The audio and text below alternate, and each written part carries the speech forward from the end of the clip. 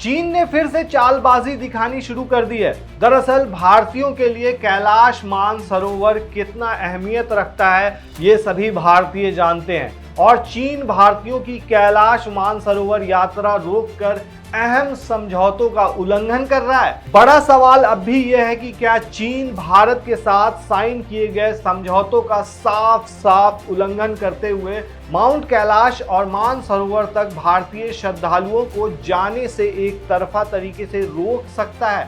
इसलिए भारत को पुरजोर तरीके से हस्तक्षेप करना चाहिए और आवाज उठानी चाहिए। चलिए पूरा मामला समझते हैं। दरअसल साल 2020 के बाद से ये लगातार 5वां साल है जब पवित्र कैलाश मानसरोवर यात्रा के दोनों आधिकारिक रूट भारतीयों के लिए बंद हैं। नेपाल से होकर गुजरा ये प्राइवेट रूट चीन की ओर से लाए गए सख्त नियमों को देखते हुए सभी कारणों से भारतीयों के लिए बंद है। पिछले साल चीन ने इसे खोला था। चीन में कैलाश पर्वत तक कैलाश मानसरोवर यात्रा के कैंसिल होने के पीछे एक सीधी वजह कोविड-19 महामारी बताई जाती है। ये भगवान शिव का पवित्र निवास स्थान है जहां हिंदुओं की बहुत ज्यादा श्रद्धा है।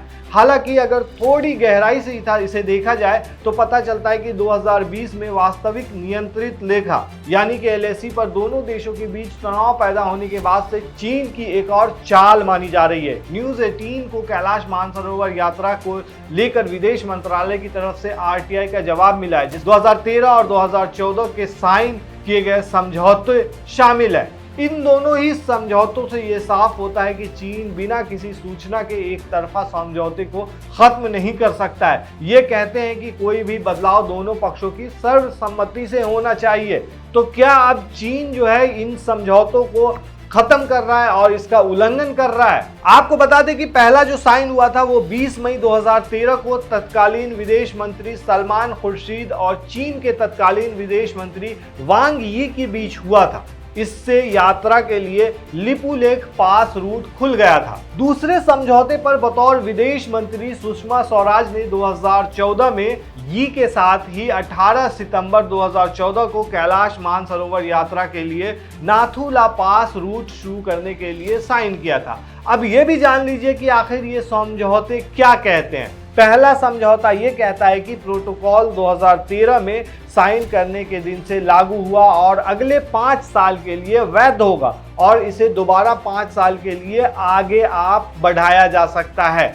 ऐसा तब तक होता रहेगा जब तक कोई भी एक पक्ष दूसरे पक्ष को 6 महीने पहले रिटर्न में एक नोटिस देकर ये नहीं बता देता कि वो अब इस प्रोटोकॉल को खत्म करना चाहता है। समझौते में कहा गया है कि दोनों पक्ष सर्वसम्मति से जरूरत के हिसाब से प्रोटोकॉल में बदलाव कर सकते हैं। दूसरे समझौते की भाषा भी कुछ ऐसी ही है। इसके अलावा पहले समझौते में कहा गया है कि हर साल बड़ी संख्या में भारतीय तीर्थयात्री कमर्शियल टूर ऑपरेटर और ट्रैवल एजेंट के जरिए माउंट कैलाश और मानसरोवर की यात्रा करते हैं। चीन की सरकार इन तीर्थयात्रियों को अपने घरेलू कानूनों और नियमों के अनुसार जरूरी सुविधाएं और मदद करने के लिए सहमत है, लेकिन यहाँ सहमति तो दूर की बात, भारतीयों के जाने का भी रास्ता नहीं बचता है। दूसरा जो समझौता है वो ये है कि भारतीय तीर्थयात्रियों को नाथुला पास के जरिए चीन में एंट्री करने या बाहर निकलने की परमिशन देता है। इस रूट के तौर तरीकों का देख रेख राजनीतिक चैनलों के जरिए किया जाता है। भारतीय के लिए तीसरा ऑप्शन ये है कि वो पहले नेपाल जाए और फिर प्राइवेट ऑपरेटर की मदद से चीन में एंट्री ले। इन सभी मामलों में भारतीयों को माउंट कैलाश और मानसरोवर की यात्रा के लिए चीन के वीजे की जरूरत पड़ती है। ऐसे में जब दोनों आधिकारिक रूट बंद हैं, तब चीन ने पिछले साल नेपाल की ओर से अपनी सीमाएं तो खोल दी, लेकिन विदेशियों खासकर भारतीयों के लिए नियम काफी ज्यादा कड़े कर दिए थे और फीस में बढ़ोतरी समेत कई तरह के प्रतिबंध भी लगा दिए थे, जिससे भारतीयों के लिए नेपाल से होते हुए माउंट कैलाश तक जाना असंभव भी हो गया था लगभग। वहीं इसी साल जनवरी में 38 भारतीयों ने हवा में 27,000 फीट की ऊंचाई से माउंट कैलाश के हवाई दर्शन कर एक नया रिकॉर्ड भी बनाया। उन्होंने नेपाल के नेपालगंज से कैलाश मानसरोवर दर्शन फ्लाइट के जरिए ऐसा किया। वहीं भारत ने भी अपने इलाके में उत्तराखंड के पिथौरागढ़ के धारचूला में लिपुलेख चोटी पर एक जगह तैयार की है, जहां से जल्द ही कैलाश पर्वत को महज 50 किलोमीटर की दूरी से साफ साफ देखा जा सकेगा। इस महीने की शुरुआत में उत्तराखंड सरकार ने घोषणा की थी कि तीर्थयात्री इस साल 15 सितंबर से इसी जगह से कैलाश पर्वत के दर्शन कर सकेंगे। इसमें लिपू लेक तक गाड़ी की मदद से पहुंचा जाएगा।